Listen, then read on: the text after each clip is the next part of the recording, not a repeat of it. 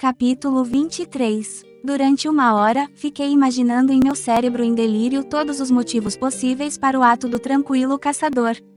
As ideias mais absurdas confundiam-se em minha cabeça. Achei que ia ficar louco. Mas finalmente ouvi um ruído no fundo do abismo. Hans estava voltando. Uma luz incerta começara a insinuar-se pelas paredes, desembocando depois pelo orifício do corredor. Hans apareceu, aproximou-se de meu tio, tocou seu ombro com a mão e acordou-o com suavidade. Meu tio levantou-se. O que aconteceu? Murmurou. Vatem, respondeu o caçador. Deve-se acreditar que, inspirado por sofrimentos violentos, todos se tornam poliglotas.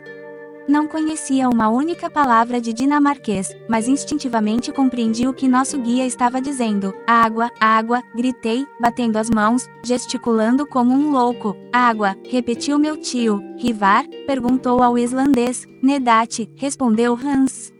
Onde? Lá embaixo. Eu compreendia tudo. Pegara as mãos do caçador e apertava-as, enquanto ele me olhava com calma. Os preparativos para a partida não demoraram, e logo caminhávamos por um corredor cuja inclinação chegava a 2 pés por toesa. 1 hora depois, andaramos 1000 toesas e descenramos 2000 pés. Naquele momento, ouvi distintamente um som inabitual correr pelos flancos da muralha granítica, uma espécie de mugido surdo, como o de uma tempestade distante. Como durante a primeira meia hora de caminhada não encontráramos a fonte anunciada, comecei a sentir-me novamente angustiado, mas meu tio indicou-me a origem dos ruídos. Hans não se enganou, disse, isso que você está ouvindo é o mugido de uma torrente. Uma torrente? Exclamei, não há mais dúvidas. Um rio subterrâneo circula ao nosso redor. Apressamos o passo, excitados pela esperança. Já não sentia mais o cansaço. Aquele ruído de água murmurante já me refrescava.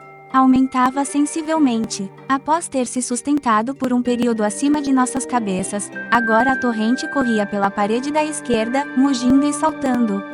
Eu ficava passando a mão na rocha, esperando encontrar vestígios de ressudação ou umidade, mas em vão. Mais meia hora se passou.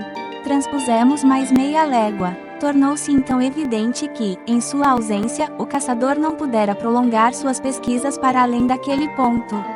Guiado por um instinto próprio aos montanheses e hidroscopos, sentira a torrente através da rocha, mas com certeza não vira o precioso líquido, não desalterara.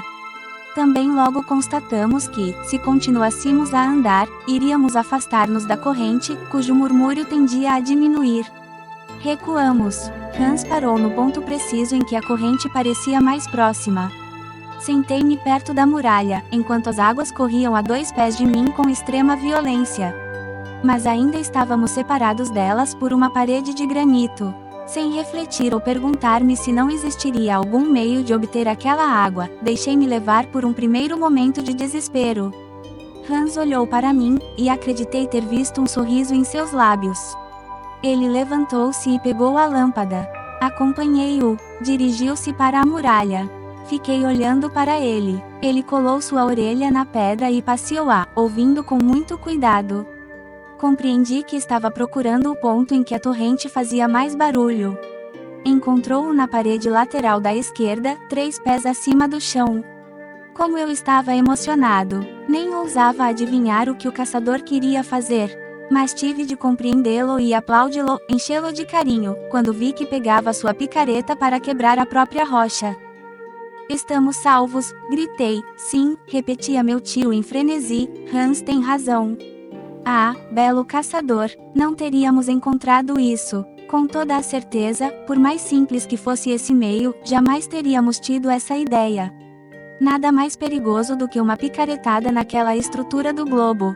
Quem poderia garantir que não seríamos esmagados por algum desmoronamento? E se a torrente que surgisse pela rocha provocasse uma inundação? Não eram perigos imaginários. Contudo, naquele momento, o temor de desmoronamento ou inundação não poderia nos deter, e nossa sede era tão intensa que, para matá-la, teríamos escavado o próprio leito do oceano. Hans começou a executar o trabalho que nem eu nem meu tio teríamos coragem de fazer. Levados pela impaciência, a rocha teria estourado sob nossos golpes precipitados. Ao contrário, calmo e moderado, o guia desgastou pouco a pouco o rochedo com uma série de picaretadas, cavando uma abertura de 6 polegadas. Eu ouvia o barulho da torrente aumentar e já sentia a água benéfica em meus lábios. Logo a picareta penetrou 2 pés na muralha de granito. O trabalho durava mais de 1 hora. Torcia-me de impaciência. Meu tio quis empregar meios mais violentos. Foi difícil detê-lo, e já pegara sua picareta quando ouvimos um assobio. Um jato de água jorrou da muralha e foi quebrar-se na parede oposta. Um tanto alterado pelo choque, Hans não conseguiu conter um grito de dor. Consegui compreendê-lo quando mergulhei minhas mãos no jato líquido. Também soltei uma exclamação violenta. A água da fonte estava fervendo. Água a 100 graus, exclamei. Esfriará, respondeu meu tio. O corredor enchia-se de vapores, enquanto se formava um riacho que ia perder-se nas sinuosidades subterrâneas. Logo tomávamos o primeiro gole. Ah, que prazer! Que voluptuosidade incomparável! O que era aquela água? De onde vinha? Não tinha nenhuma importância. Era a água e, embora ainda quente, trazia de volta ao coração a vida que lhe fugia. Bebi sem parar, sem nem mesmo degustar. Somente depois de 1 minuto de deleite exclamei, mas é água ferruginosa, é excelente para o estômago, replicou meu tio, pois contém um alto grau de mineralização. Essa viagem acabou valendo por uma estação de águas em SPA ou Toplites. Ah, como é bom, com toda certeza, uma fonte a 2 léguas sob a terra. Tem um gosto de tinta nada desagradável.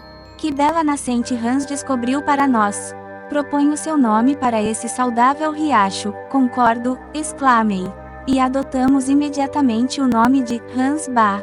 Hans não demonstrou maior orgulho. Após ter saciado a sede com moderação, encostou-se num canto com sua calma habitual. Agora, disse, não devemos deixar que essa água se perca. Para quê? Respondeu meu tio, acho que a nascente é inesgotável. De qualquer modo, vamos encher nossos cantes e depois tentaremos tampar a abertura.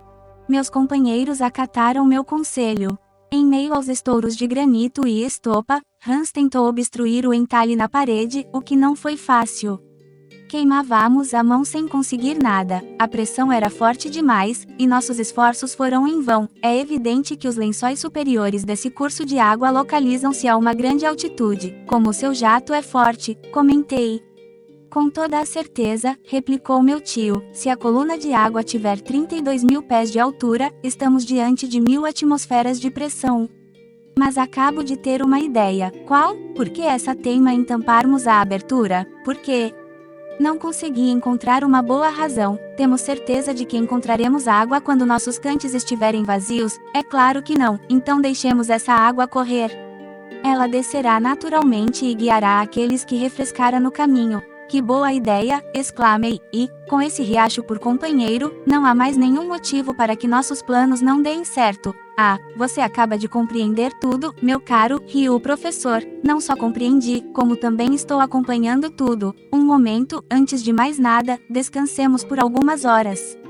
Esquecera-me completamente de que era noite. O cronômetro encarregou-se de informar-me. Logo todos nós, suficientemente refeitos e refrescados, caímos num sono profundo.